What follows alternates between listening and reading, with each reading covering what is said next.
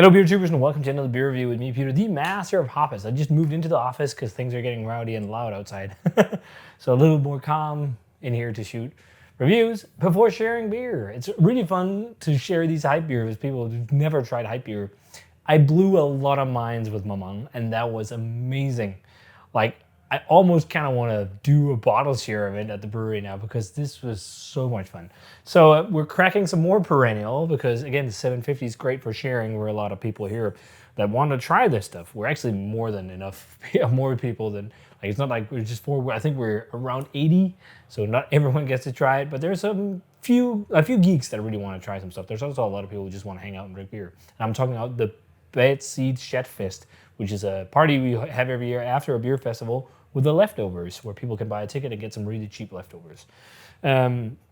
So this is their anniversary blend, Perennial, from 24, a blended barrel-aged ale and 11.4% alcohol. This one here has 66% barley wine, 22% rye wine, and 12% imperial stout. It's 11.4%, and I just want to check, because they're really good at putting all information online, just to see if I can figure out what barrels were used. A Perennial Anniversary 24. So it says the barrels are Heaven Hill Rye, Willet Rye, Wild Turkey Bourbon, and Knob Creek Bourbon. Okay, interesting. So this is, I guess, American Strong Ale because it's a blend of many things, but it sounds delicious to me. So pour is a very viscous, blackish color in the glass. It's actually more brown than black. It had a tan head pouring out, looked a bit roasty. Looks nice in the glass. Let's check out the aroma. Oh yeah, it smells like a barley wine. It's very fudgy, huge vanilla notes. So the stout offers a bit of a toasty edge. Roasty, toasty edge. It could be barrel as well, but because there's also a good amount of char to this. Lots of vanilla, lots of toffee too. Does this one contain lactose? I wonder. It actually doesn't say. Yeah, it contains lactose. So I'd imagine there's no lactose in the barley wine. It could be the stout proportion. But yeah, there's some dark fruitiness to this one as well. Also, that same kind of roasty profile as Mamang. Like that roasty, toasty edge that makes you think of more old school beer. And also butterscotch toffee. It smells good. Let's try it. Cheers. And also another banger I got from Beer Dome. It's crazy. Thanks a ton to Beer Dome for the beer. They got so many crazy Perennial beers lately. It's nuts. They even got barrel aged Abraxas and some of those really crazy old money hype beers. But it smells great. Thanks a ton to Beer Dome for the beer. Almost a weird banana note there. I sometimes get a little bit of that from bourbon. But thanks a ton to Beer Dome for the beer. Link for the shop is down below. Cheers.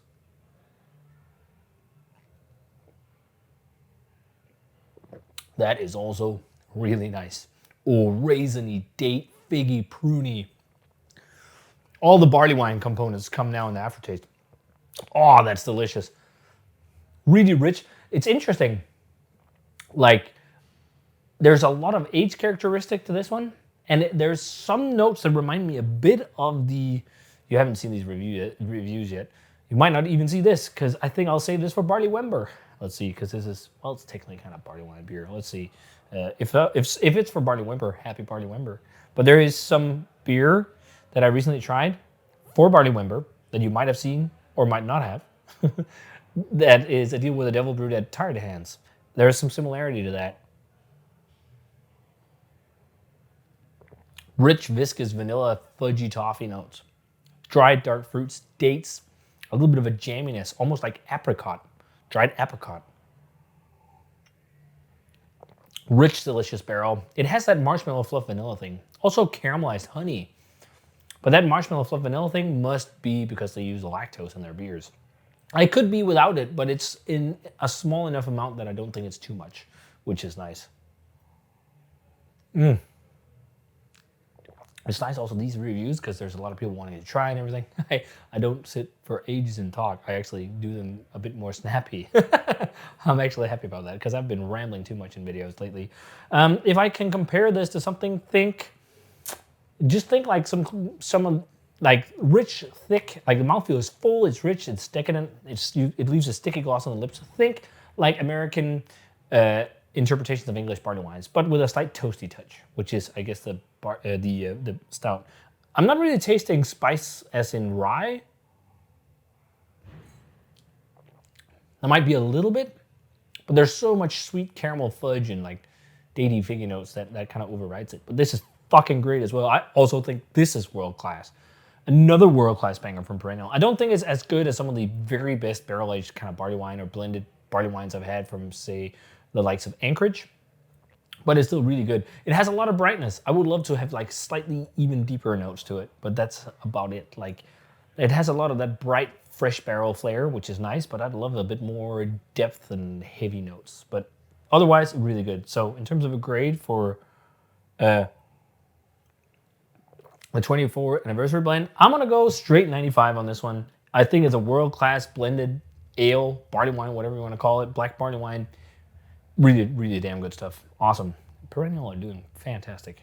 World-class stuff. So thanks a ton for watching, guys. Thanks a ton to Brewed for the beer. This was awesome. Another banger from Perennial. These guys are still doing great stuff. So if you guys had the anniversary blend from 24, let me know what you thought of it. And as always, remember to comment, subscribe, check out the Facebook fan page and Twitter and Instagram. Give the video a thumbs up if you enjoyed it, and ring the bell for future notifications about videos. And check out the link for Beer Dome down below. This is, of course, gone, but keep an eye out on their shop because they get crazy stuff like this. I won't say cheers. See you guys in another beer review.